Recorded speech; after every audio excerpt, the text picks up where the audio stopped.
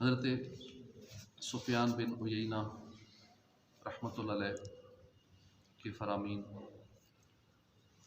علم کا پہلا درجہ غور سے سننا، پھر خاموشی اختیار کرنا، پھر اسے یاد رکھنا، پھر اس پر عمل کرنا اور پھر اسے پھیلانا ہے۔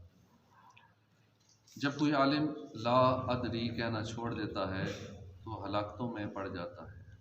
لا ادری یعنی میں نہیں جانتا، یہ لفظ کہنا چھوڑ دیتا ہے جب کوئی بندہ ہر سوال کا جواب سمجھتا ہے ضروری ہے، جو کوئی پوچھے میں اس کا جواب دوں۔ یہ بھی کہنا چاہیے کہ میں نہیں جانتا، لا ادری، مجھے نہیں پتا۔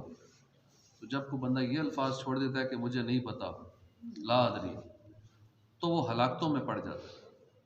غیبت قرض سے زیادہ سخت ہے۔ قرض تو لوٹا دیا جاتا ہے لیکن غیبت لوٹائی نہیں جا سکتی۔ وہ جگہ بدترین ہے جہاں بندہ گناہ کرتا ہے، گناہ کرتا رہے اور توبہ کیے بغیر وہاں سے چلا جائے۔ حکمت تین چیزوں سے آتی ہے: خاموش رہنے سے، غور سے سننے سے اور محفوظ رکھنے سے۔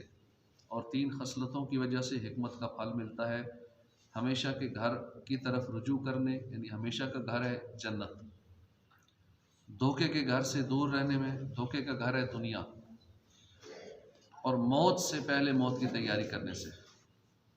اصحاب حکمت کے ساتھ بیٹھا کرو کیونکہ ان کی مجلس غنیمت ہے، ان کی صحبت سلامتی ہے اور ان کی دوستی عزت ہے۔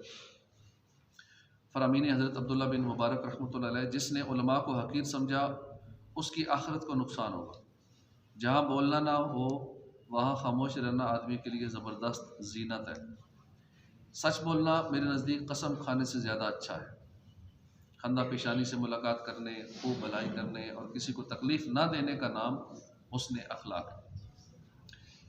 فرامین حضرت فضیل بن عیاض رحمۃ اللہ علیہ: اپنے مسلمان بھائی کی غلطیوں کو معاف کرنا بہادری ہے۔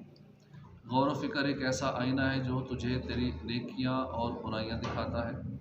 اللہ پاک کی محبت کا مطلب یہ ہے کہ استقامت کے ساتھ اس کی اطاعت کی جائے۔ جن کاموں کے کرنے کا اس نے حکم دیا انہیں کرنے، جن سے بچنے کا حکم دیا ان سے بچنے کو اپنے اوپر لازم کر لیا جائے۔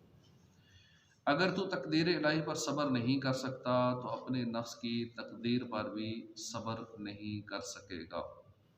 اللہ پاک عمل کی توفیق عطا فرمائے، آمین بجاہ النبی الامین صلی اللہ علیہ وسلم۔